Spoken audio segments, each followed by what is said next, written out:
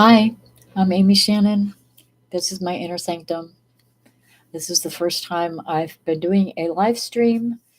That wasn't kind of spur of the moment, so you'll have to bear with me. Usually, when I do my videos or my audios, I edit them and get rid of all the little typos. Yeah, word. I'm doing it right now.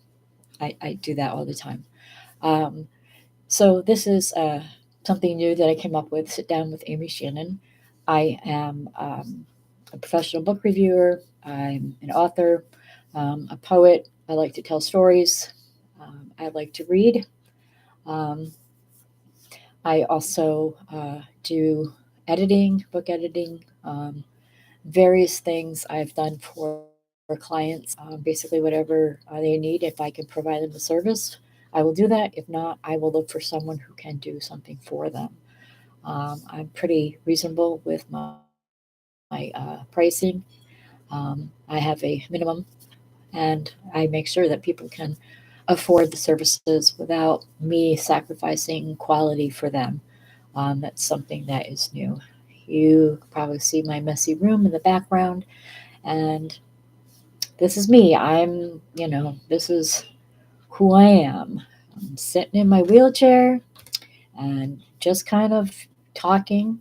Um, so, really, I don't think anyone will join at least this first session. So, I just kind of wanted to introduce myself and talk about various things that I do. One of the most important things I think that I do for the author community is I read their work. And I'm not talking about just giving them a book review, but I read their work, and I a lot of times I've connected with authors. I think that um, you can build up a friendship, especially in the author community.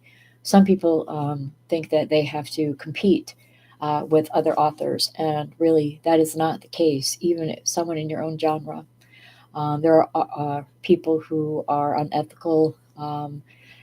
As authors, and they try to trick readers into reading their work. And I have seen it, and I almost fell into one of their traps at one point when I was looking for a book. I found I was looking for the some new books from Stephen King, so I could download them and or read them. And I was looking in the I typed in Stephen King on Amazon, and lo and behold, I found a bunch of horror stories, and they were all different, or different stories, seemed similar. They said Stephen King, and then I noticed when I looked over it again, I'm like, wait a minute, this person has a middle initial.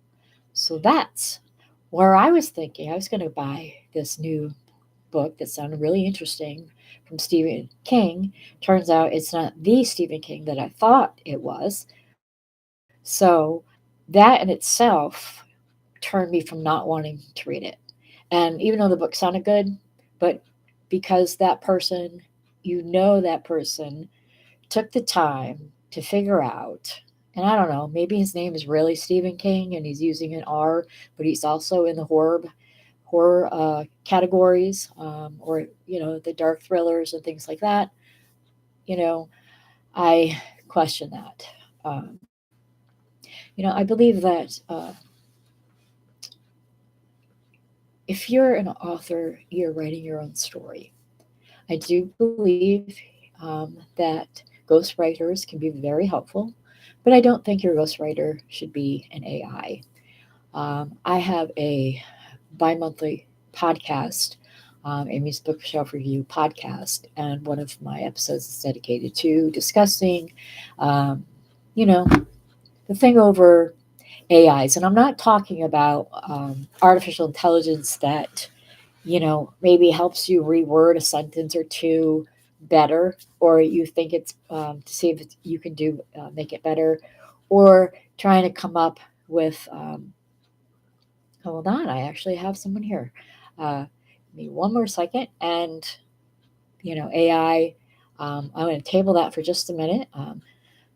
Josh says, have you ever used a well-known story structure, such as the hero's journey, when writing a story? If so, would you recommend doing that for an author to do? Um, I have read stories personally myself. No, I've just written whatever came out of my head. I have gotten ideas for stories by reading something or watching someone on television. Um, what I recommend for when you're writing a story, just take the story that's in your head and put it on paper. Once you have it there, you can do whatever you want with it. A lot of times when people are writing, they want it to be similar to something, say like the Twilight Saga, or as Josh mentions, the hero's journey, or some other story structure. Um, make your story structure your own. Don't be don't make it a stereotypical story. And if you do you're structuring your story based off of someone else's. If you're doing it like classic and you're like doing a twist on a classic version of some particular story, say you're doing a twist on Shakespeare's Hamlet, or you're doing a twist on Mary Shelley's Frankenstein. That has been done plenty of times, and they've made it their own story and not taking away or like plagiarizing the original story. Um, when you are writing, write what comes from your mind and what comes from your heart. Get it on paper. Don't worry about the proofreading, how it flows or anything. Just get it out on paper. Once you have it on paper, then you can figure out, um, make sure all the pieces fit together. Um, in your mind, maybe you're saying, okay, I want to have this particular type of story. Um, I want to follow, say, a fantasies genre. Um, there are so many different types of fantasies, and that's why they call it world building. But I find that any book that anyone writes, they are building their own world in that story. That story takes you to wherever the author is bringing you. So make your story your own.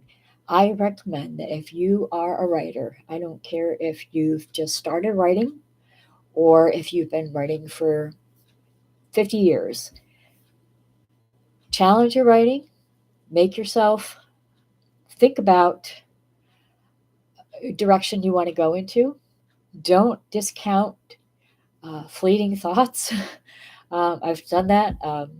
You know, I keep a notebook by the bed. You have a weird dream and you write it down real quick. And if you can read it in the morning, then you might have an idea for a story.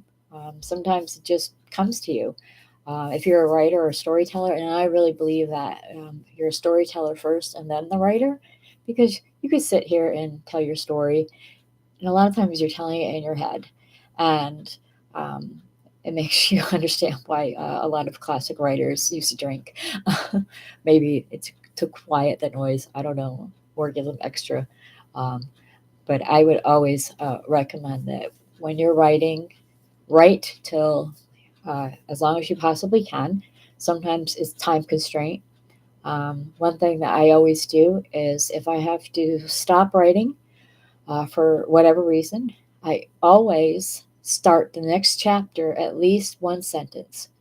That way, I'm not picking up at the end of something. I'm picking up at the beginning of something when I sit down and write again.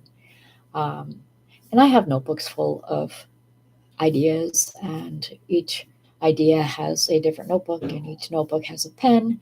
Um, but I think that authors who can tell their story, um, it's not easy to say, hey, would you read this for me?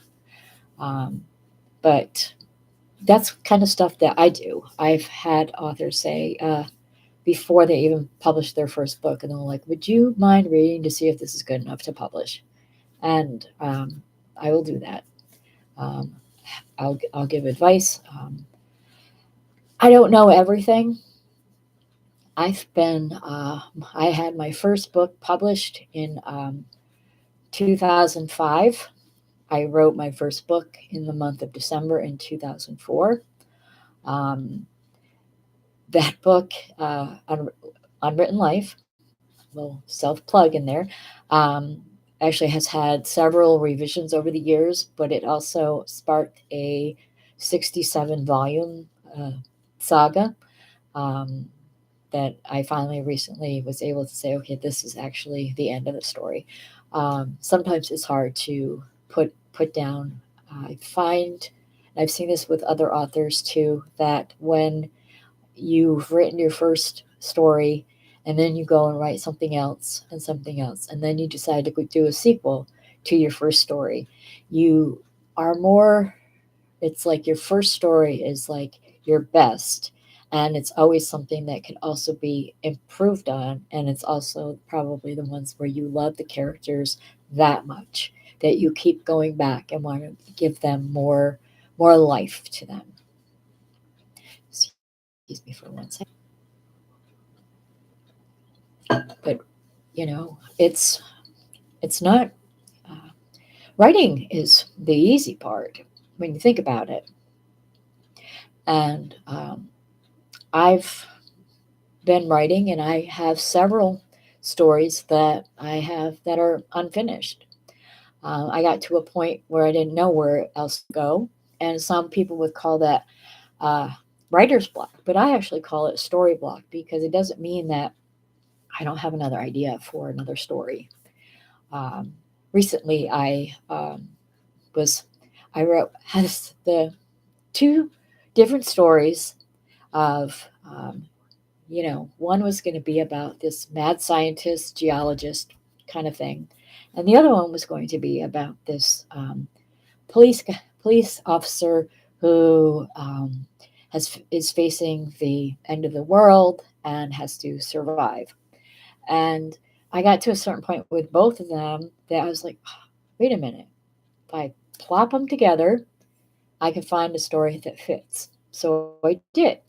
That story, just so you know, another plug, is called God's Hands, G.O.D.S hands, and it's about a geological uh, and universal event that causes the disruption and the apocalyptic world um, of a new Earth, which basically it shows that um, the rearrangement of the planets and how it affects the tectonic plates of the Earth, and how Utah ends up in Florida, kind of thing. Um, it's actually one of my more interesting books. That, to me, it's interesting because I really like geology. I like taking what subjects that I like and putting them in the stories.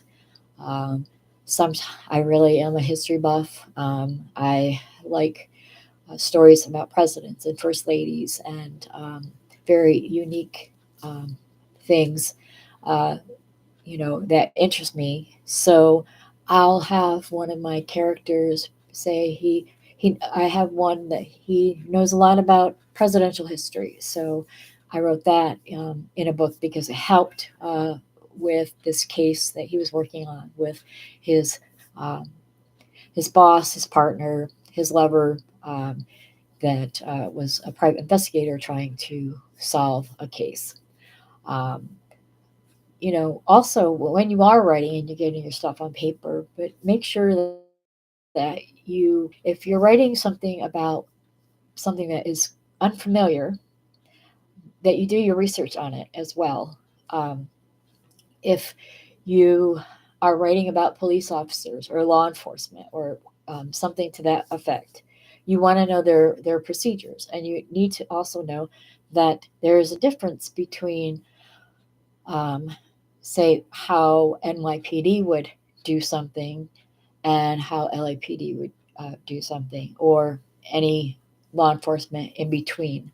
Um, NYPD, they call their badge a shield, and other places call them a badge.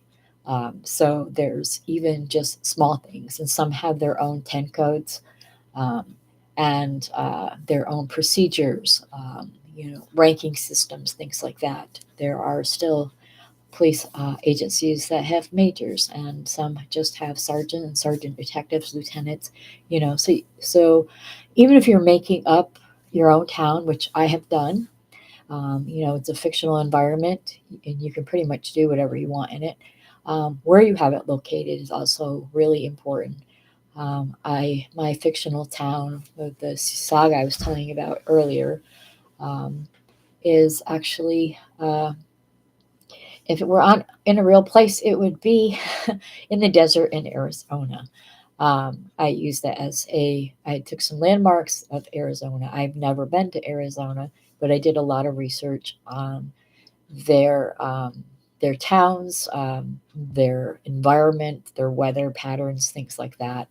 And then I thought, what when you're writing something and you're like, you want something that really could impact all your characters, and what would them, of course? Well, natural disaster. I have a couple. At once, I flooded the whole entire town. Where they had earthquakes. Basically, they were aftershocks from an earthquake that was happening in Mexico. And I had done research to show that that is something that could actually happen.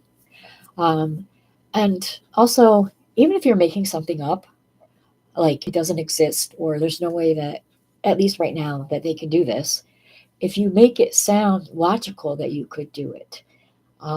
My characters in my saga eventually, um, one of my one of the children grow up to be a doctor, and she is a very smart, intelligent doctor, and she pretty much, she has a high IQ. She knows things. She does research, and one of the things she learned is that these um, corrupt doctors were performing experiments on humans and bringing them back to life. Not like zombie or Frankenstein back to life, but just people being rebuilt, rejuvenated and coming back to life. And some came back as they used to be, some came back different. Um, some just were totally evil, some had no clue of what had happened to them, and some didn't survive the experiment or the treatment. And I made it in a way that, if it's possible that it could happen, this would be how they would do it, you know, medically. And they're not going to walk around like, brain eating zombies. And by the way, I do love The Walking Dead, so nothing about against zombies. But so, there's so many things that, and you could do with your story and make it believable, even if it's impossible to happen or you think it's impossible. Um, but make it sound so. Oh yeah, that's no big deal. You wave your magic wand and you have a stack of $1 million bills on your hands. I don't know, but whatever you decide that you want, and at some point, you want to make sure that your characters are telling you their story, and your characters are, or the environment, there's something in that story that is moving forward, not just you. um, when I'm writing and I have to stop and think about what could happen next, what will happen next, I stop, because when I have to stop and think about it, then anything that comes after it, it'll make it feel forced.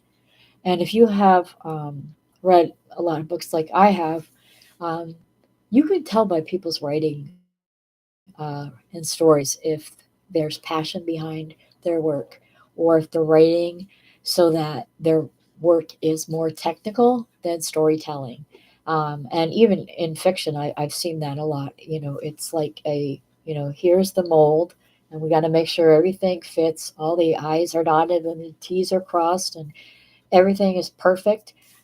And then it doesn't feel real. Something else too, I recommend to all authors, after you've gotten a few drafts done and you think that, okay, it's ready to really start doing your self editing. is to read it aloud, and then have your computer or somebody else read it to you so you can hear it. When you read aloud, you are forcing yourself to read every single word, and that helps you see where there could be an error, or it also could help you with dialogue. Um, maybe you don't have enough contractions, or you write exactly how the person would speak if they spoke really, really fast. And it's like all these words put together. But if a reader can't read that, then they have no idea what that is.